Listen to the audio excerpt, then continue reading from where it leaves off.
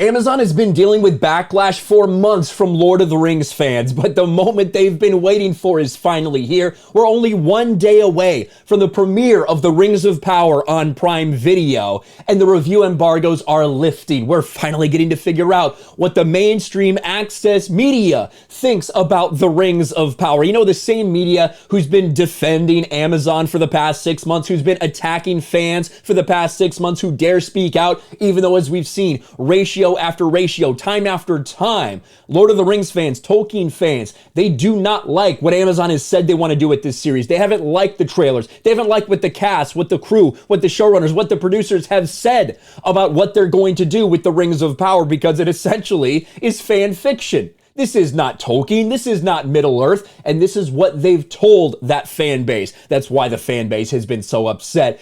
But to the surprise of nobody, when the review embargo lifted and the first couple reviews started coming out, immediately what we saw, and you can see from my tweet here, was it was sitting at a 96% on critic score for Rotten Tomatoes. To put that in perspective, that would be higher than any of the Peter Jackson Lord of the Rings movies, right? It would be higher than Fellowship, higher than The Two Towers, higher than Return of the King. But luckily, this 96% didn't last too long. A couple more reviews have started to come in. You can see now 87%. Let's do a quick refresh. Let's see what it is. Down to 85% with 82 critic reviews now. So more are starting to come in. You're starting to see a little bit more people actually being a little bit skeptical, a little bit critical of what they are doing. Now, I'm not sure what everyone was expecting from the critics. I don't know if some people thought it was going to be 100 or 95 or whatever. This is kind of probably more what I was expecting, even though in the aftermath, when all these people came out, these blue check marks, these access media, when they all started saying the same thing on Twitter about a week ago about their reviews,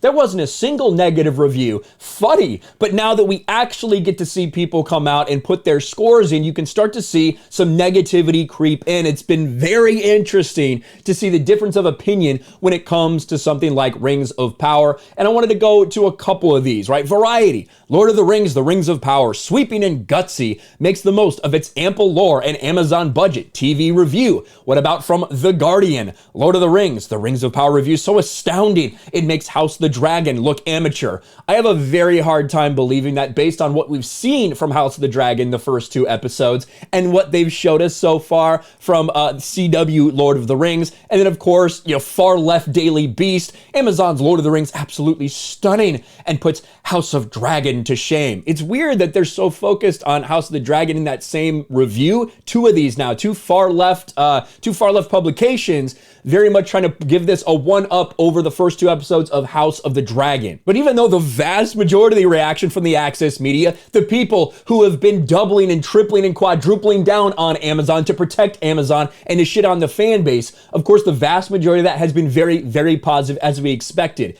There are some interesting outliers, though, and I wanted to point to this one from Entertainment Weekly. The Lord of the Rings, The Rings of Power review, Amazon's prequel is kind of a catastrophe. Now, of course, I'm just picking out a couple of the noticeable ones I saw. This is one of the negative ones that's out there. The reason that this is interesting to me is because, like, Entertainment Weekly did a ton of exclusive stuff with Amazon for Rings of Power. A ton of articles, a ton of photo shoots, a ton of promotion from EW.com for this series. So to see something that is this vitriolic, I guess, this review, which is so negative towards Rings of Power, is pretty interesting to see, to be honest. I'm a little bit shocked to see that. Now, it's just one critic review. I don't really give a fuck what the critics think overall in terms of how I am going to perceive something, right? We're all going to give it our individual opinions, whatever we actually think about it, regardless of whatever 1 or 2 or 3 individual critics may say. But when you see a reaction like this, you can't help but say,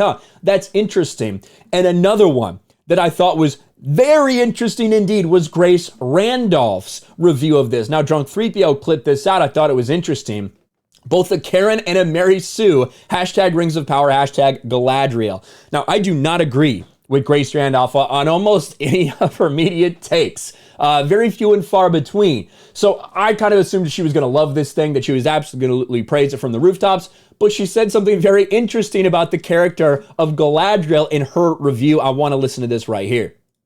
Morphin Clark was so happy to get the big role of Galadriel. In fact, she said she fainted when she found out. So I feel bad that I have to report that she is the worst casting choice of the show and drags the entire thing down.